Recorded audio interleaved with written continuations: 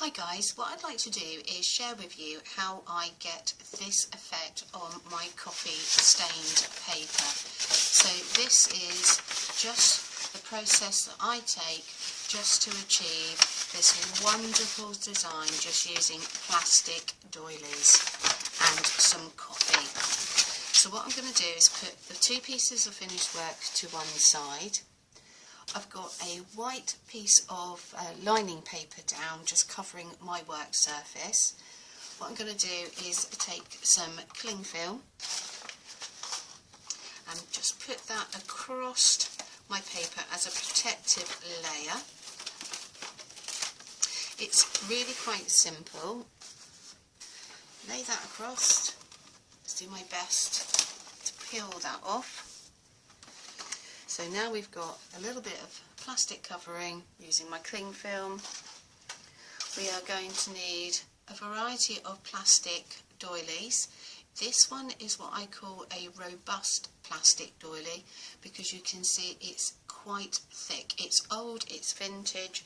You can use a much more modern day this is purchased from the pound shop. I got 4 of these for £1.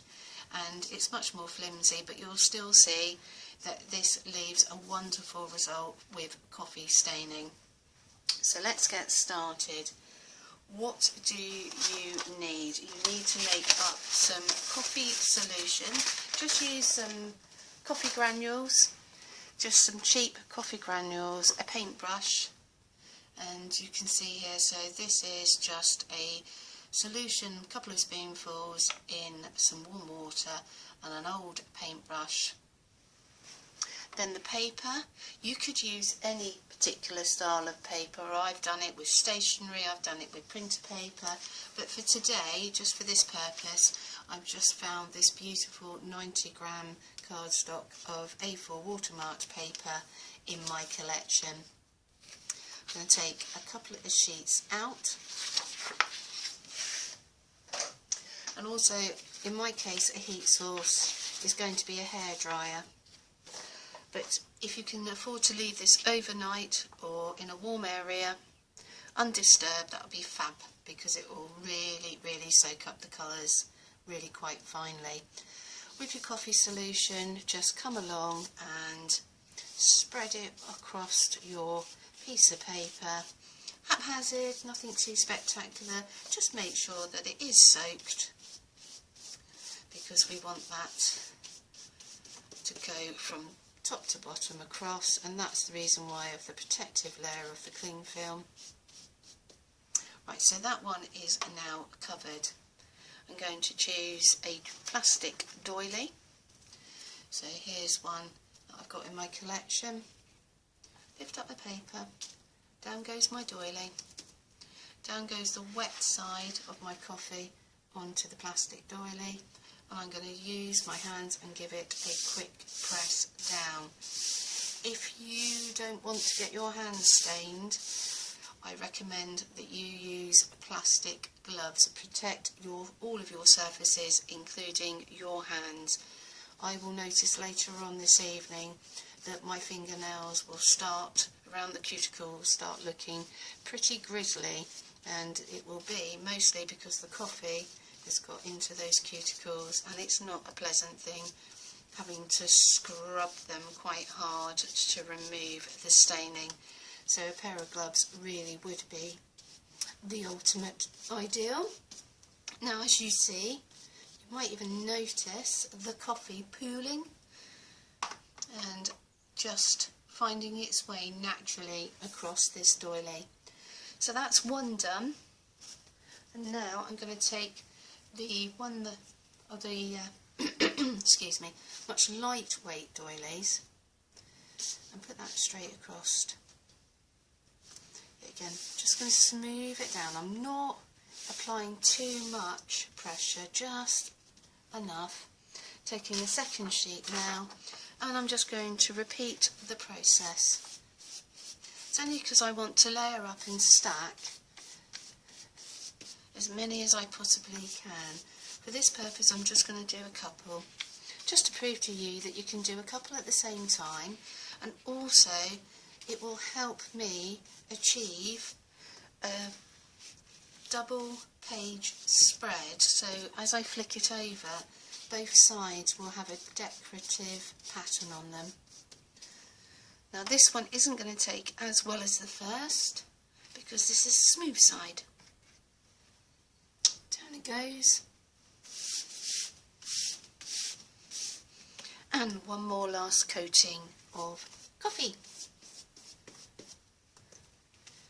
And this was normally done in the summer months because the sun and the warmth can be left outside, few stones to weight it down, but we don't have that luxury at present moment. It's blowing a gale and it's been raining quite heavily, and we've also received a lot of power cuts. Now at this point, this is where I'm going to introduce a heat source, and in my case it would have to be a hairdryer. So I'm going to stop, dry this and re-record the little section once this is dry, so bear with me. Just as I went across to get my hairdryer, which I shared with you, I realised I finished off by putting just another plastic doily, otherwise we're not going to get both sides with a pattern on it. So I'll just give you a quick demo.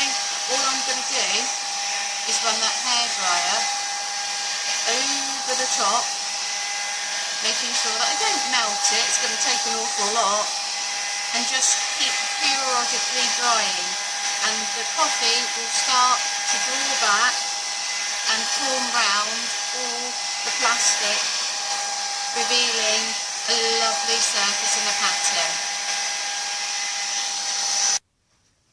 Right, well I've dried it to the best of my ability for the moment, and let's see the finished result. Bearing in mind that I just plopped this on last minute thinking, oops, so I'm not expecting this one to be the best that I've done, but we've still got an impression, that's fair enough. I mean, bearing in mind this is just a background for obviously writing on, but I would imagine if we go the other side, let's see how that's come out.